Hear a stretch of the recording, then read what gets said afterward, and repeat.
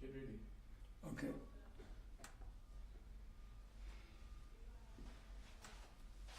Okay, get ready. Okay.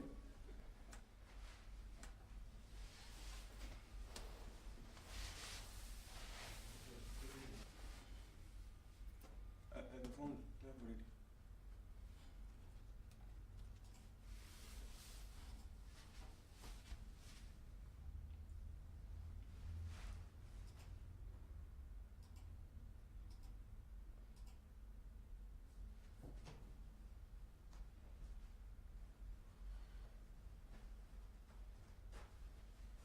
Yeah, the phones.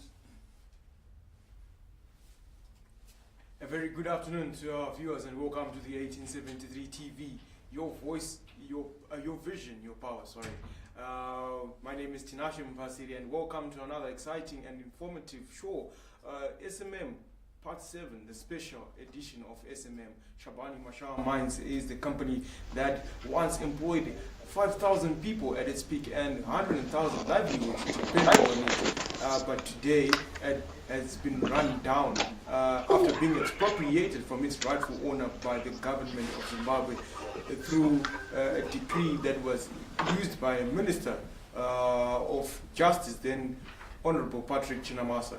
So this whole week we have been also looking at the facts surrounding the circumstances of Shabhani Mashaba Mines, and in order to be able to unpack these facts, we are joined by Mr. Mutungwadziwa Mawere. Mr. Mawere, a very good afternoon and welcome to the 1873 TV. No, thank you, and thanks to the viewers out there.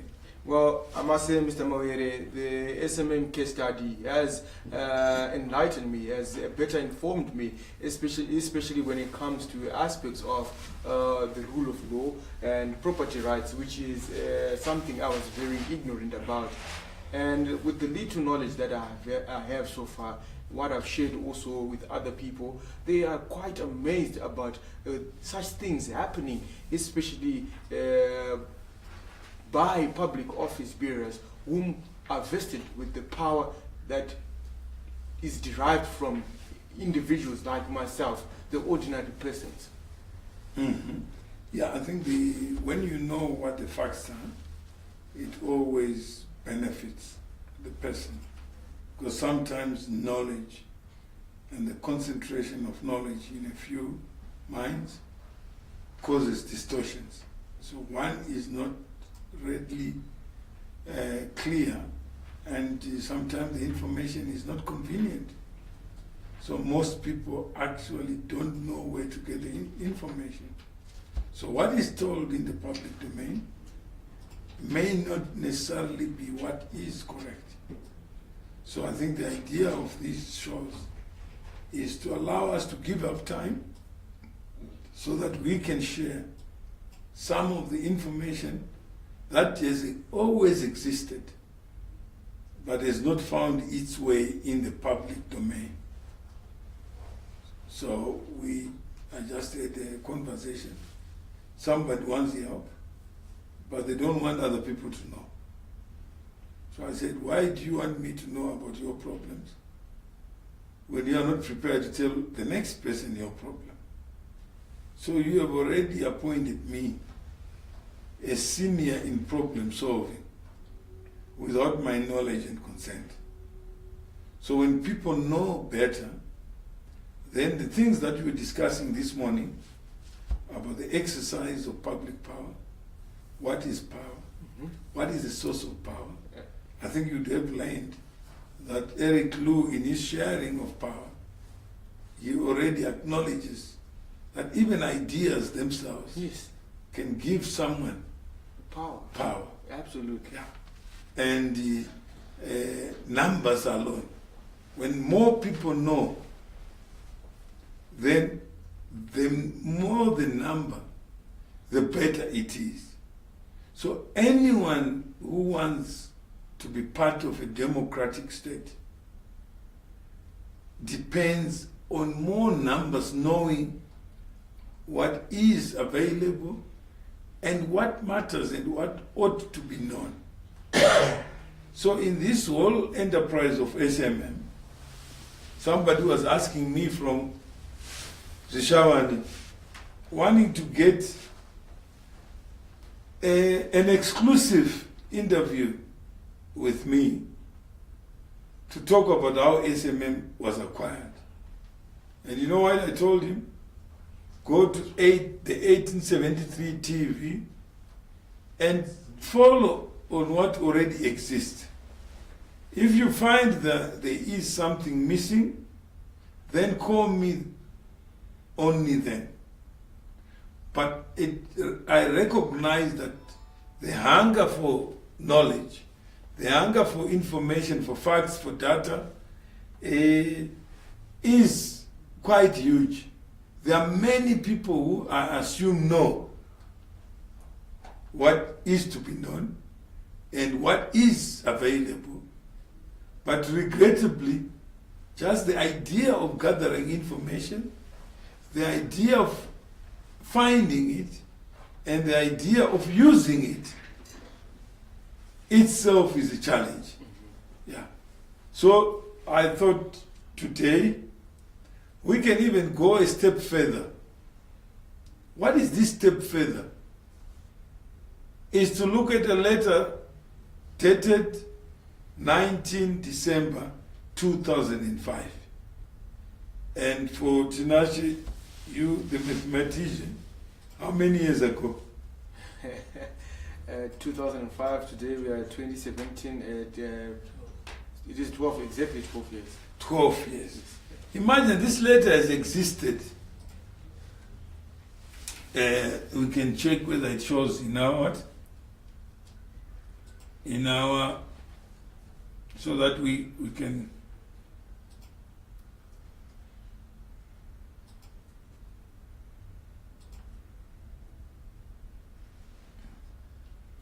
So for the benefit of the viewers to be able to access this document that we're talking about, simply go to the 1873 TV Facebook page where it's being shared, and you can go through the letter with us. You can also clearly see that what we're sharing with you is not something that we are making up, but these are documents that are available for at your disposal for your benefit, so that you are also better informed about the issues that we're talking about. And you can see that the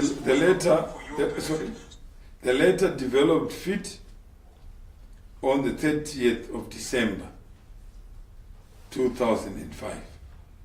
That is in between Christmas and what? And New Year. On the 30th, the person was at work. Who was the letter addressed to? Attention, Mr. A. Gwarazimba. Okay. Who wrote the letter? We can see that it came from the Civil Division of the Attorney General. And the subject matter was SMM Holdings versus the Minister of Justice, Legal and Parliamentary Affairs. High Court number 12064/2004. We can go to the next, which is we want to see who was the who was the author of this letter.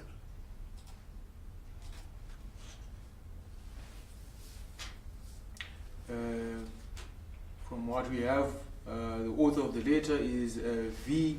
Mabiza, Mrs. Mabiza. She was the then director of the Civil Division. And it was copied to Miss Maxwell and Mr. Costa, who was representing SMM Holdings. So you can see that there was, please address the above and furnish us with your response by the 28th of December 2005.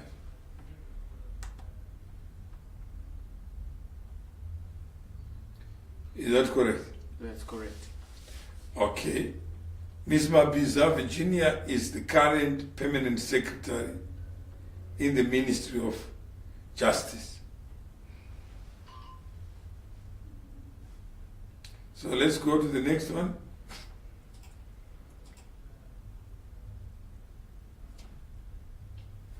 Okay, the next document that we have, The above matter refers, as you are aware, we represent the Honorable Minister in this matter which is pending before the High Court. The matter was initially set down for hearing on the 15th of May 2005, but was later postponed sine die at the instance of the applicant, who indicated their intention to reach an out-of-court settlement with the respondent, our client. However, the matter is still pending, and in the event that no meaningful settlement is reached between the applicants and the respondents, it still remains our obligation to defend the minister's position in court. Okay. So the notes that are also shared with that particular extract states, at the time the Attorney General was representing the then Minister of Justice, Honorable Chinamasa, in relation to SMM matters before the mandate was given to the private firm of DMH. Tuwe Manikai Wacha. The then person in charge of the civil division was Miss Virginia Mabiza, the current permanent secretary of the Ministry of Justice. Okay. So we have covered that. Then the next one.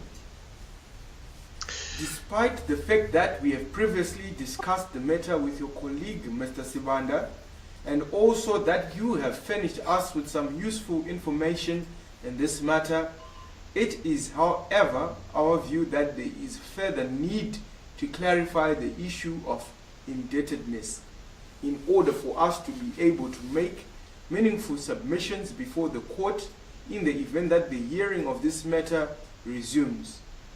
The issue arises from the grounds upon which the review application is premised.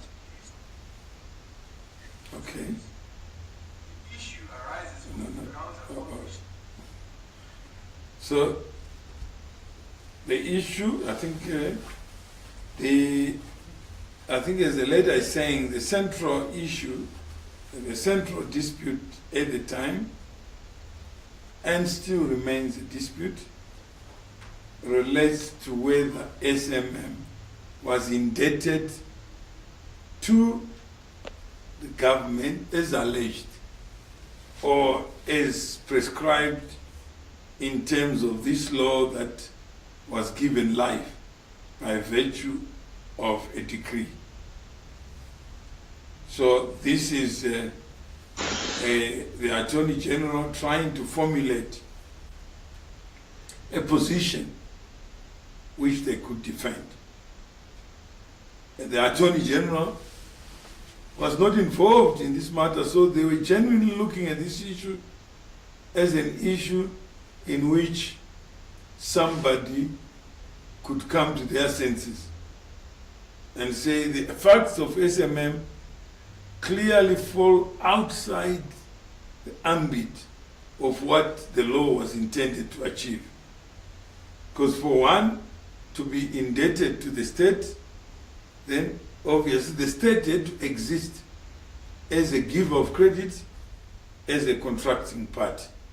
In this matter, no such jurisdictional facts existed to allow this intervention or the link with government, as the case may be. So this is the context in which this is written. Little did she know that her own minister at the time, Chinamasa, had no interest in the facts. So immediately the letter went to Gwarazimba. The letter was then sent to Chinamasa, who then reprimanded Virginia Mabiza to say, why did you write that letter? You are actually arming the enemy. You are giving a defense and effectively are exposing all of us when that is not your purpose This is our private government. It's our private matter. The matter of SMM should only be dealt with the firm Due Manikai Wacha, where Edwin Manikai is one of the partners, one of the founding partners. So the matter was then taken off the civil division, who had no basis to defend, they had no facts to defend. So the question that she was asking were questions that would ordinarily arise from anyone who is exercising public power. To say, I want to see how is this company connected with this act? How did this company get lifted out of the Companies Act without following due process? So we can go to the next one for us to understand what a reasonable mind would have to deal with in order to come to any conclusion. Firstly, applicants allege that they were not afforded a hearing before the reconstruction order was issued. Applicants make issue about the non-notification to creditors, members and employees whom they allege are not excluded from notification in terms of provision. If I can just talk to the statutory instrument. Okay, I think there's an intervention. Is there intervention? Yes, Tinashe. So this letter now, how is it connected to the others? What is this one?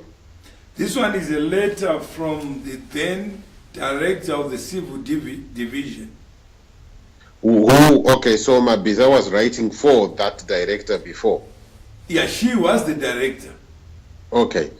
Because on the letter it said for director, so she wasn't the director at the time. No, she was the director. Okay. You know the letter that you showed us before? Yeah.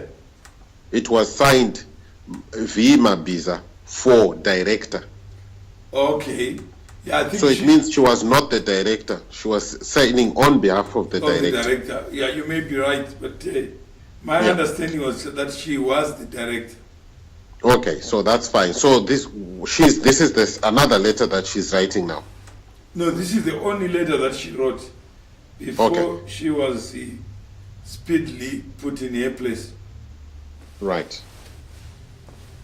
You can continue, Tinash. It is appreciated that the respondent's reasons for non-notification in the circumstances is as a result of the urgency of the matter that warranted immediate action to prevent irreparable harm. So this is the minister's reasoning, because ordinarily any adverse decision that affects you, you have the right to know before that decision, and you have the right to make representations. Any party that is affected by an adverse decision has a right to know.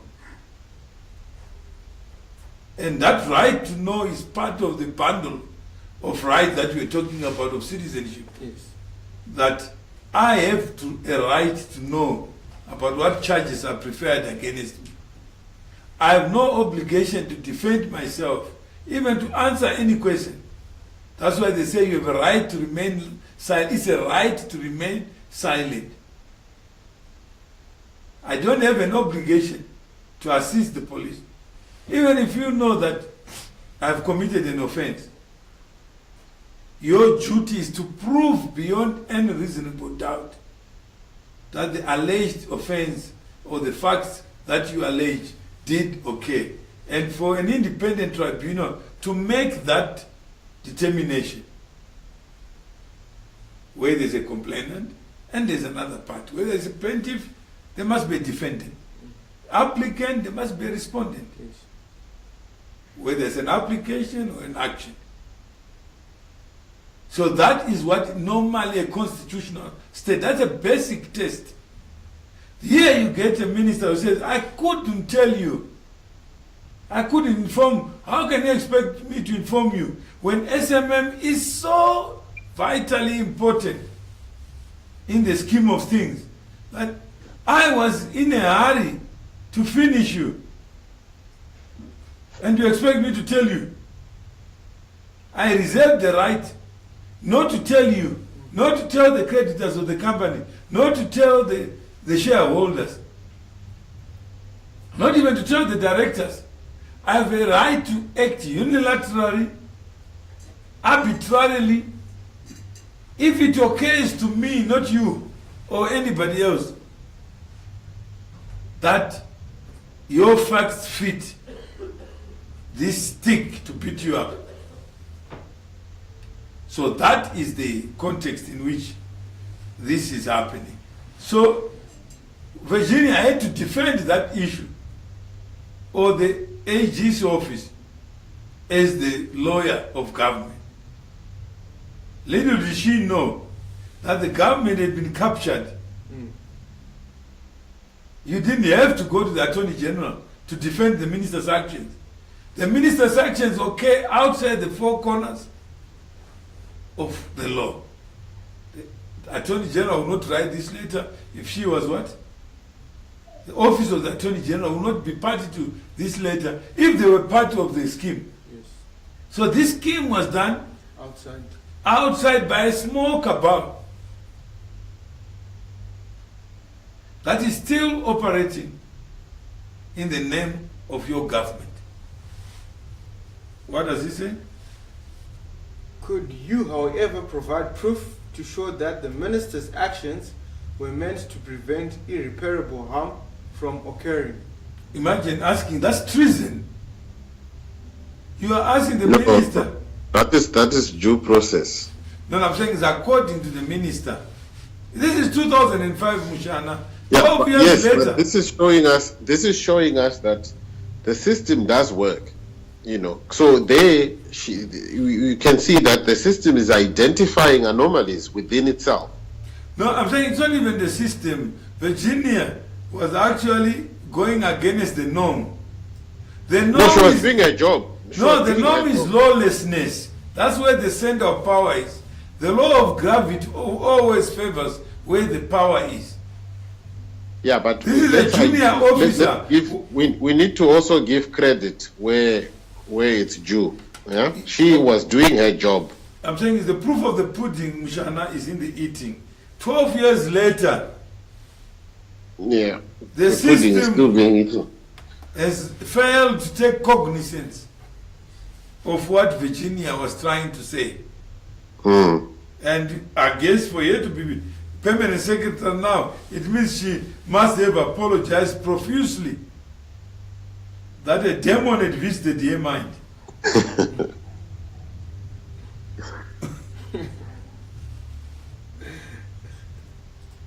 So I don't think she would want to be associated with this letter anymore.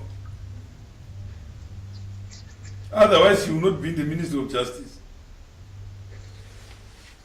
For instance, it is contended by the respondent that the employees of the company had gone for some months without remuneration, and also that the company had closed down for some weeks.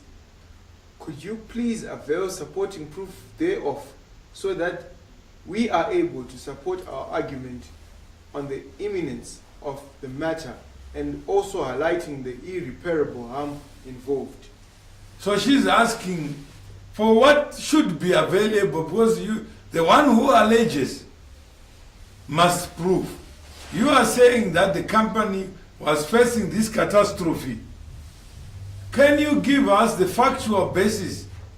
Although Gwarazimba was not within the company, he was appointed after the impending accident. So the facts of what happened before, he wouldn't know. But the letter is written to him, the person who has no personal knowledge of the affairs of the company, to explain why he was appointed. Ordinarily, the directors of the company would have been the people the letter would have been addressed to. Because in terms of the Companies Act, the control and management of a company is vested in its directors, not in an administrator. But be that as it may, you can see that all she was asking is information that ordinarily would be available anyway.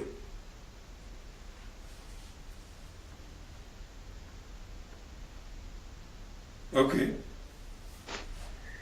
Okay, we go on to next document.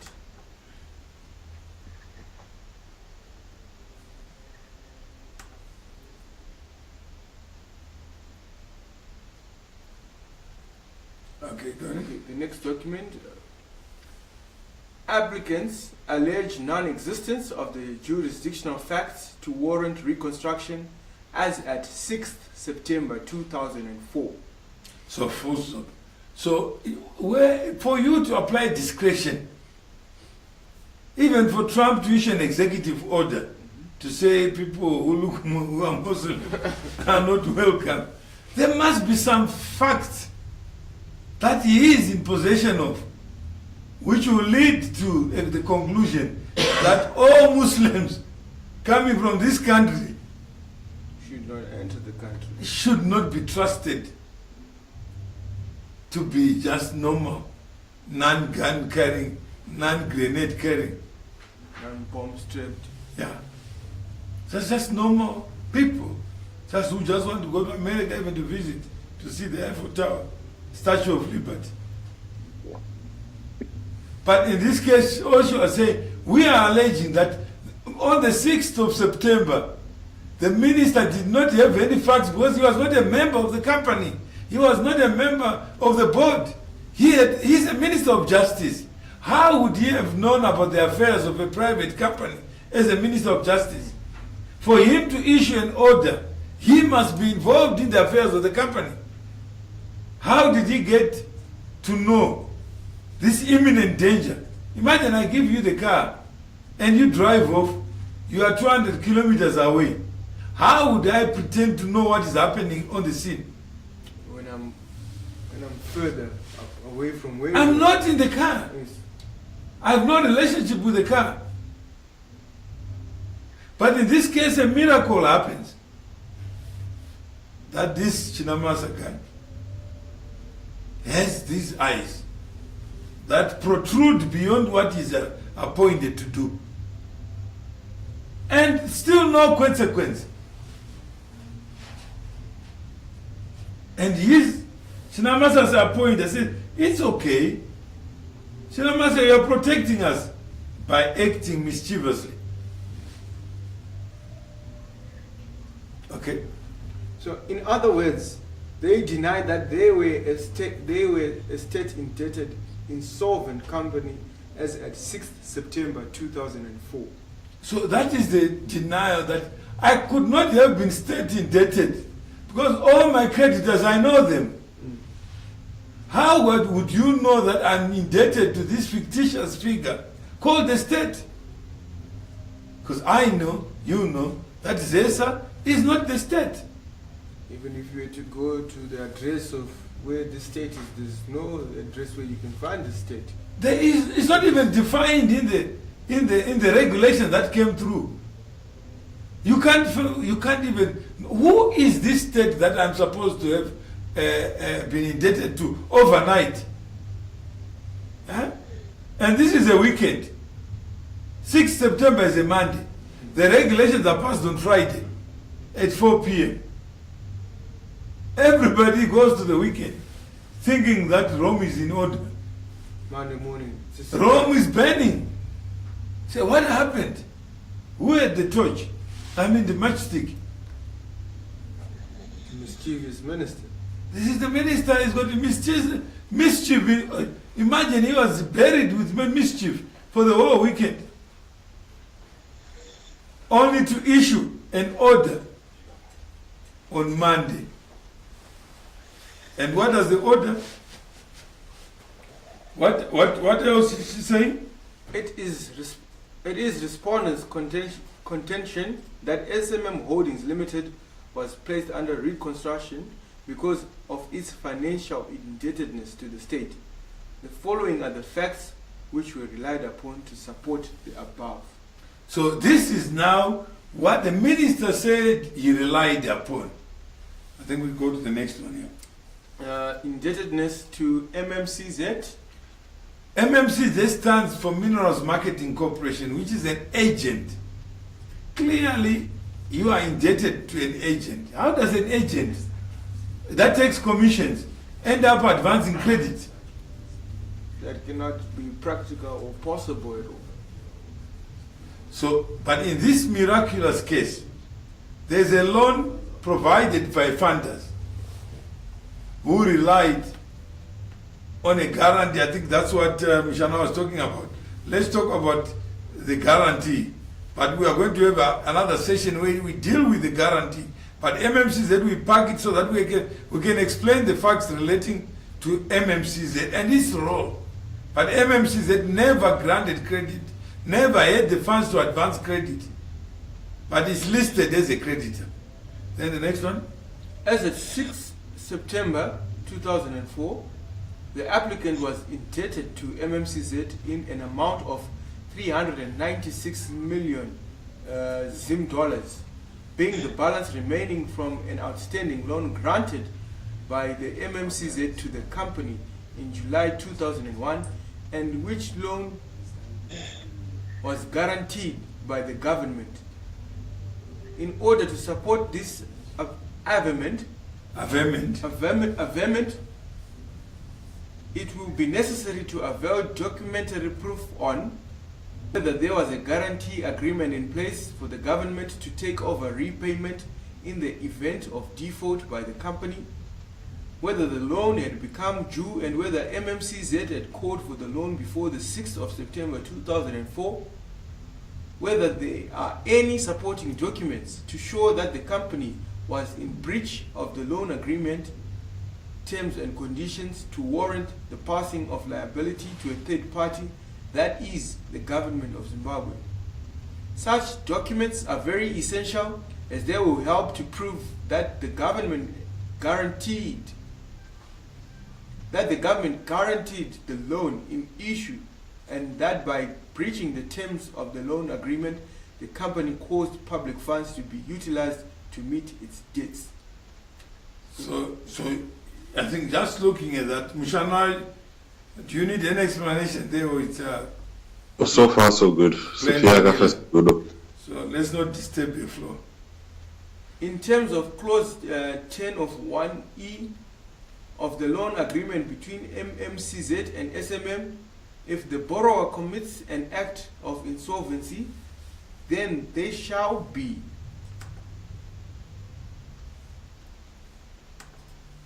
deemed to be in default.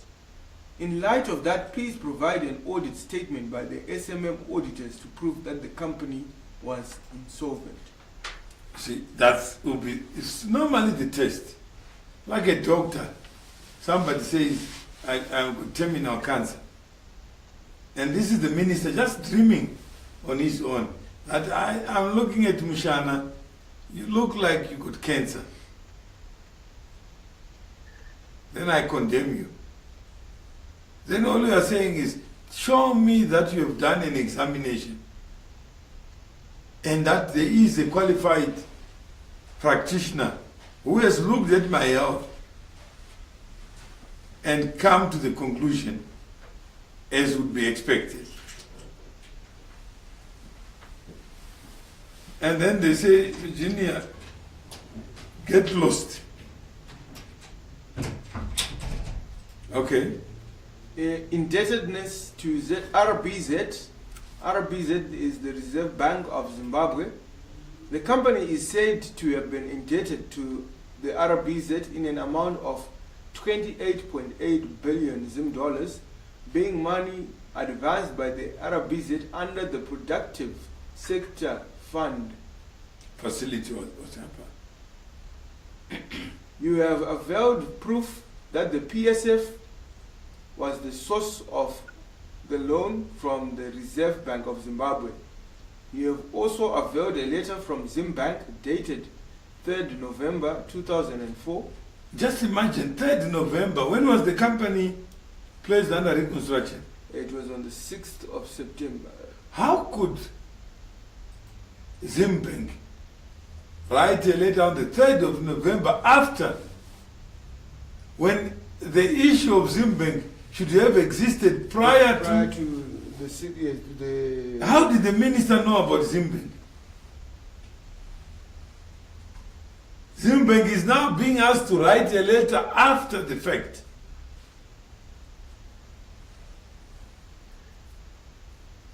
Mshana, can you see the mischief? Hello, Mshana? Yes. Can you see the mischief as far as... Yeah, I can. You were breaking up a little bit, but I can hear you now. Okay. So let's go ahead. 3rd November 2004, which explains the role of Zimbank in that transaction, which was merely to facilitate payment of the money. It takes us to the next document. It is, however, essential to prove how the money became due to the state.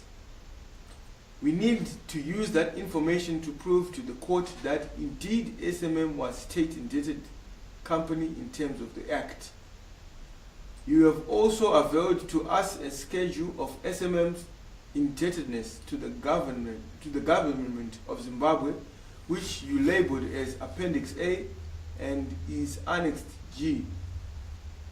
The schedule serves to demonstrate SMM's indebtedness to the government of Zimbabwe by way of listing the respective amounts owed to ZESA, which is Zimbabwe Electricity Supply Authority, MMCZ, Minerals Marketing Corporation of Zimbabwe, NASA, this is National Social Security Authority, RBZ, the Reserve Bank of Zimbabwe.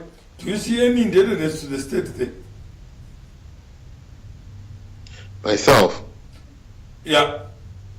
Well, not that I can see. They have organs of state that are juristic persons in their own right. Yeah.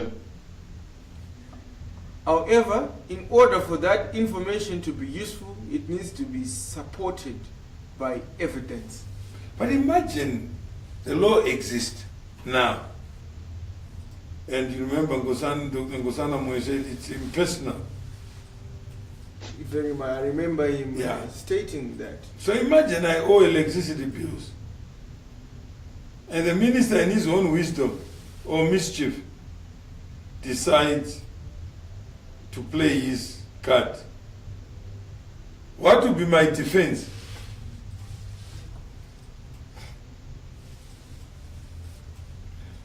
There will not be any defense. Well, there is a law that provides the minister to act irrationally. In a manner that he wishes to. To act. Okay. So we do have a comment on Zimbabwe Today. This is Faith Masanga. She states that please reopen the mines. Okay, obviously, Masanga thinks you can reopen the mine in heaven. Is it, what is the name? Faith Masanga. Faith. Samanga. Samanga. Faith. The mine is in the jurisdiction of Zimbabwe. The law in Zimbabwe, as we have seen, permits mischievous people to keep it closed. And you are asking me to disobey the law. The law exists, and the law... I didn't quite understand what the question was. Are you reading it properly? I don't know what Tinashe was reading it. She just stated, please reopen the mines. Okay. Okay. She's just giving me an order. Just shut up. No. Reopen. No. I think she's saying it in a positive way. She's saying, let's have this dialogue so people can, You don't open the mine when there's no rule of law. Imagine mining, unless you want land mines.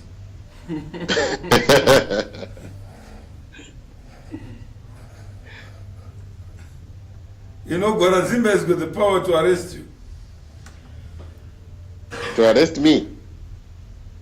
Yeah? to arrest me? If he deems you to be a menace to his scheme, What power does he have to arrest me? In we'll what go capacity? through the act to see what power is given. Okay. Then you can understand how mischievous and how the government can be privatized. Let's go ahead. Okay, we go to the next document. It is a legal requirement that the creditor should enforce his rights first by way of calling for the debt before the intervention of the guarantor. Hence, it will be necessary to prove that the money was due and had been called for by the creditor. It will also be necessary to show how the government got involved in all the transactions. Failure to avail the necessary proof in all the highlighted aspects would tend to support applicants' notion that there are ulterior motives behind the issue of the reconstruction order. It would tend to, which is the polite way of saying, after 12 years, that issue has not been reversed. What does it tell you about the climate in Zimbabwe? That if you are Shinamasa, nothing will be reversed. Because you are the law. So even those who are saying open the mind in the country where Shinamasa is the Minister of Finance, forget it, because he owns the government of Zimbabwe. He is entitled to know that which is not paid to know. And is entitled to issue orders, which the courts can respect. Imagine you have a limiting order issued by a minister that thou shalt be separated from your car. Automatically the car doesn't become yours by virtue of an order of a member of the executive branch of government. Then you go and sleep, wake up 12 years. How many birthdays? 12 birthdays. Yeah. So this is not pregnancy. This is not 9 months of pregnancy. This is 12 years of this injury. Not to SMM, but to anyone who wants to invest in Zimbabwe. And this man gets away with it. He's looking to another 5 years of what? Of office. Of mischief, not office.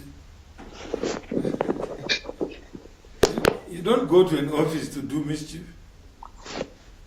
Because you can do it at home. Because if Shinamasa dislikes me, he doesn't need to go to the office to demonstrate it. You can do it from anywhere. From anywhere. But this man goes to the office and he's promoted to be Minister of Finance. Can you imagine? If you were the president, what would you do? Surely, as the president, after having all this information or knowing all this information, I would certainly step down. Step down where in Africa? If all these things are happening under my watch, then I failed to exercise. You can surrender and leave poor people helpless. And should I be protecting the poor people? How can you surrender? I think Tinashe, that is a purely textbook approach you are talking about. The reality has taught us that doesn't happen. The reality, I would cling on to power till I die. No, you say, well, we'll try and sort out the problems. No, sort away. There's no problem. If the minister, your minister can go this far, Well, he yeah, must know that he has done worse things than this. I'm saying you are the problem. So yeah, until you are sorted, Yeah, there is a mandate to stay in power. that's right. And the question is, does the president know what you now know? And for viewers out there, do you think President Mugabe is part of this scheme? That he is the driver of this scheme? Or that maybe... Yeah, but look, here you've been mentioning people who are involved, right? Mm. And initially we also saw Virginia Mabiza taking a different view, right? So that doesn't show you that this is a machinery that is well organized, showing you that there are pockets that do not have some information available to them. Yeah, but when a mosquito is against the elephant and ant is against the elephant just keeps on going.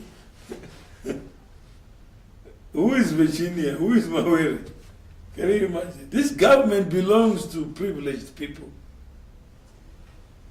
In fact, we had, this morning they had a very good show on rights.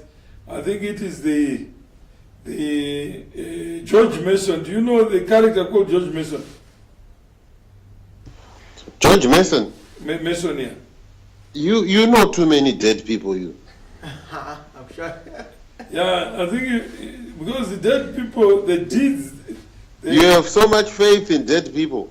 No, the deeds What? of dead people remain What has he etched, done? remain etched in history.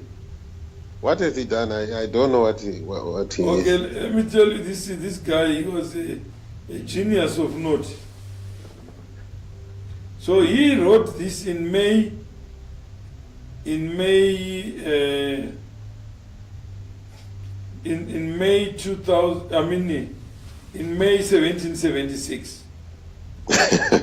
Okay. Okay, he says that government is or ought to be instituted for the common benefit, protection and security of the people, nation or community, of all the various modes and forms of government, that is best, which is capable of producing the greatest degree of happiness and safety, and is most effectually secured against the danger of maladministration.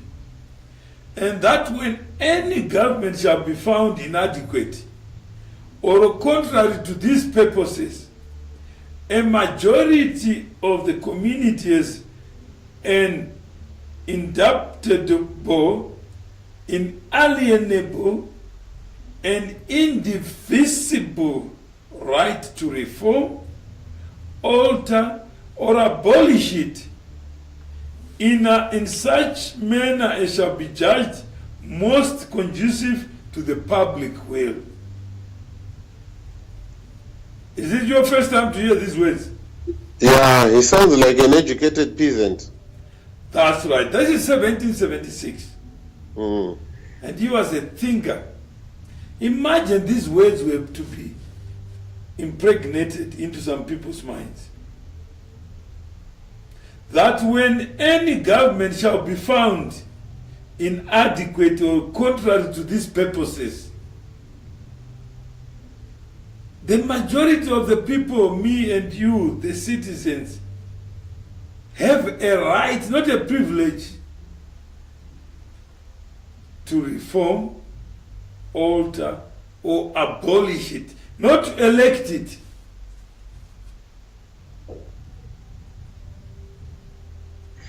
So Mr. Mason was a planter and a politician, He was a thinker. and he refused to sign a constitution. So basically, this, as is with the case, isn't it? Yeah. Those people who are responsible for some kind of means of production will always find themselves subjected to statutes that might want to take a significant share of what they produce. I'm not sure we're talking about the same. I think we're just talking about his declaration of rights. Yeah, he's the same guy who refused to sign the. No, I'm saying that's another chapter. All we are saying is Section 3 of the Declaration of Rights. All we are trying to do is to deal with that section and relate it to the power of the people. Some people don't know when they have evidence like this and they test it, because there's no other way you can test it. Yeah, but here you've got a problem here, right?